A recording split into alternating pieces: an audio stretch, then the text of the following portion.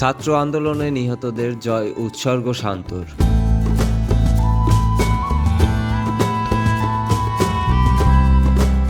ক্রিকেটাররা পাকিস্তান সফরে যাওয়ার প্রাক্কালে বাংলাদেশে ঘটে গেছে ইতিহাস বদলে দেয়া ঘটনা।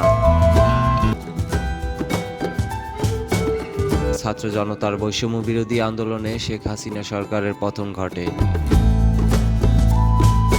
গঠন করা হয় অন্তর্বর্তীকালীন সরকার। বৈষম্য বিরোধী ছাত্র জনতার গণ আন্দোলনে নির্বিচারে গুলি চালায় হাসিনা সরকারের পুলিশ, বিজিবি এবং র্যাব। যেখানে অসংখ্য মানুষ নিহত হয়েছে, আহত হয়ে হাসপাতালে যেতে হয়েছে হাজার হাজার জনতাকে। পাকিস্তানের বিপক্ষে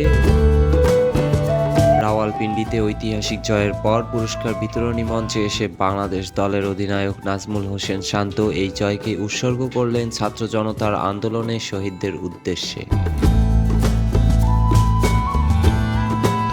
10 উইকেটে ম্যাচ জিতে পুরস্কার বিতরণী অনুষ্ঠানে গিয়ে সঞ্চালকের অনুমতি নিয়ে শান্ত বাংলায় বলেন, সম্প্রতি বৈষম্য বিরোধী ছাত্র আন্দোলনে অনেকেই প্রাণ হারিয়েছেন। এই জয়টা আমরা তাদেরকেই উৎসর্গ করছি। তিনি আরও বলেন, আমাদের দেশে ছাত্র জনতার আন্দোলনে যারা নিহত হয়েছেন তাদেরকে স্মরণ করছি, তাদের আত্মার শান্তি কামনা করছি।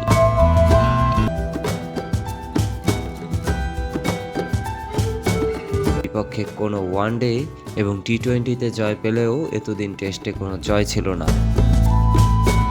মাটিতে শান মাসুদের দলকে 10 উইকেটের বিশাল ব্যবধানে হারিয়েছে নাজমুল দল। প্রথম ইনিংসে পাকিস্তান 6 উইকেটে 448 রানে ইনিংস ঘোষণা করে।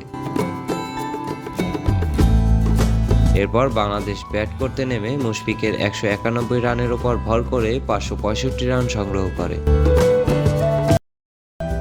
117 রান পিছিয়ে থেকে ব্যাট করতে নেমে 146 রানে অল আউট হয়ে যায় পাকিস্তান। জয়ের জন্য 30 রানের লক্ষ্য পায় বাংলাদেশ। সাদমান এবং জাকির হাসান অবিচ্ছিন্ন থেকেই জয় তুলে নেয়।